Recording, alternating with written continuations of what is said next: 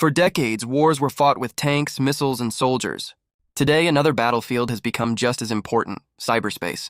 A cyber attack can shut down water systems, hospitals, power grids, railways, and government services without a single shot being fired. And nowhere is that more evident than in the conflict between Iran, the United States, and Israel. Last week, hackers targeted municipal water systems across at least 7 American states, including more than 30 facilities in Minnesota. In several cases, attackers changed passwords and network settings, locking operators out of the computerized systems that control pumps, valves, and other critical equipment. Some operations were disrupted, although officials said there was no indication that drinking water had been contaminated. Preventing catastrophic consequences is often considered a success in cyber warfare, and in this case, the damage remained limited. American officials believe the attacks were linked to Iran. But the incident exposed a much bigger problem. The threat comes from nation-state hackers backed by governments, while the responsibility for defending against those attacks often falls on small municipalities with limited budgets and little or no dedicated cybersecurity staff. Small towns are being asked to defend essential infrastructure against sophisticated foreign cyber operations. The attacks did not come without warning. In April 2026, U.S. government agencies warned that hackers were exploiting internet-connected industrial control devices across the country. Then, on July 22nd, they issued an updated advisory warning that the campaign was continuing and now targeted some of America's most important infrastructure, including water systems. Investigators linked the activity to Iran and associated it with the Islamic Revolutionary Guard Corps Cyber Electronic Command. The challenge is enormous. The United States has approximately 51,000 community water systems, and more than 90% of them serve fewer than 10,000 people. Many rely on aging equipment that was designed decades ago, long before engineers had to think about internet connectivity, ransomware, or attacks by foreign intelligence services. But these attacks are not isolated incidents. Ever since the beginning of the Iran-America-Israel conflict in 2026, and even before that, Iran, the United States, and Israel have repeatedly targeted one another through cyberspace. Cyber warfare has become one of the defining features of this conflict. Iran has mounted cyber attacks against America and Israel for years, although many of its earlier operations had only limited impact. More than a decade ago, Iranian hackers targeted a small dam in upstate New York. By sheer coincidence, however, the dam's control systems had already been taken offline for maintenance, preventing what could have been a much more serious incident. Iranian hacking groups linked to the country's military and intelligence services have spent years probing America's critical infrastructure. By 2019, Iranian hackers had compromised more than half a dozen U.S. government agencies by exploiting weaknesses deep within the Internet's backbone, making the attacks especially difficult to detect. The cyber conflict between Iran and Israel has been even more intense. Millions of ordinary people in both countries have found themselves caught in the crossfire of an invisible war fought through computers instead of conventional weapons. Ironically, Iran was once one of cyber warfare's most famous victims. In 2010, centrifuges inside Iran's Natanz nuclear facility were secretly infiltrated by a cyber weapon developed by the United States and Israel. The malware, later known as Stuxnet, manipulated the centrifuges until they destroyed themselves while simultaneously reporting normal operations to Iranian engineers. Without firing a missile or deploying troops, the operation delayed Iran's nuclear program and changed the history of modern warfare. Stuxnet is still widely regarded as the world's first true cyber weapon. The cyber conflict continued to intensify over the following years. On October 26, 2021, a cyber attack crippled Iran's nationwide fuel distribution system, bringing more than 4,300 gas stations across the country to a standstill. It took nearly 2 weeks before service was fully restored. The timing appeared deliberate. The attack came close to the anniversary of nationwide protests triggered by rising fuel prices, leading many analysts to believe the hackers were attempting to create another wave of public unrest. Drivers arriving at gas stations found pumps that no longer worked. Digital displays instructed angry customers to complain directly to Iran's supreme leader, Ayatollah Ali Khamenei, even displaying the phone number of his office. At the same time, hackers seized control of digital billboards across cities including Tehran and Isfahan, replacing advertisements with a message asking, "Khamenei, where is my gasoline?" Iranian officials later discovered that the attackers had also accessed the ministry's fuel storage systems and may have obtained sensitive information about Iran's international oil sales, information that could expose how the country attempts to evade international sanctions. Only days later, the cyber conflict spread to Israel. Hackers gained access to the databases of the Israeli dating platform Atraf and the Machon Moore Medical Institute, leaking personal information belonging to roughly 1.5 million Israelis, around 16% of the country's population. The stolen information quickly spread online. One well-known Israeli television presenter found intimate details of his personal life, published on social media along with the information of hundreds of thousands of other users. The Israeli government repeatedly asked Telegram to block the channels distributing the stolen data. Each time a channel was removed, the hackers simply created another one and reposted the files. Many Atraf users soon reported that their Instagram, Facebook, and Gmail accounts had also been compromised.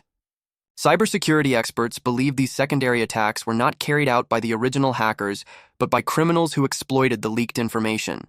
In many cases, victims were locked out of their own accounts and forced to pay ransoms to regain access. The same hacking group, known as Black Shadow, also released files stolen from the Israeli insurance company Sherbet, which insured employees of Israel's defense ministry. Neither Israel nor Iran publicly accepted responsibility for most of these cyber attacks, but both countries have repeatedly accused one another of operating in cyberspace. Iran has also been accused of attempting to attack Israel's water systems in 2020. In 2023, Iranian groups or organizations linked to Hamas and Hezbollah were reportedly trying to hack security cameras across Israel, including privately owned cameras near the Lebanese border.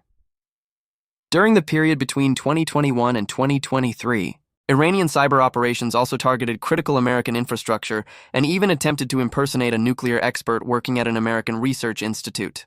Investigators believe the attackers quietly extracted significant amounts of sensitive information over extended periods, gathering intelligence that could support future cyber operations. Cybersecurity experts also observed that, after the latest conflict began, Iranian cyber activity against Israel increased significantly, with some estimating roughly a 15% rise in operations. By 2026, cyberwarfare had become one of the most important fronts in the conflict between Iran, the United States, and Israel. One of the most active Iranian-linked hacking groups during the war was Handala. In March 2026, Handala breached the networks of Stryker, a medical technology company based in Michigan. The hackers wiped data and disabled thousands of devices, including equipment used by emergency workers.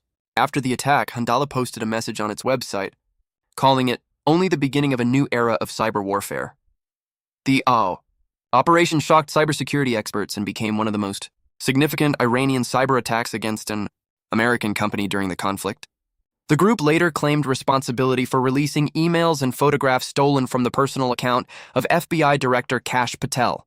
According to American intelligence officials, Handala presents itself as an independent hacktivist group, but investigators believe it actually operates under Iran's Ministry of Intelligence and Security. The group has also hacked accounts linked to former Israel Defense Forces Chief of Staff Herzi Halevi and leaked documents relating to intelligence analysts working for Israeli intelligence agencies. Iranian hackers have also targeted street cameras, railway monitoring systems, and businesses across Israel, and investigators believe they may even have infiltrated a nuclear research center in Poland.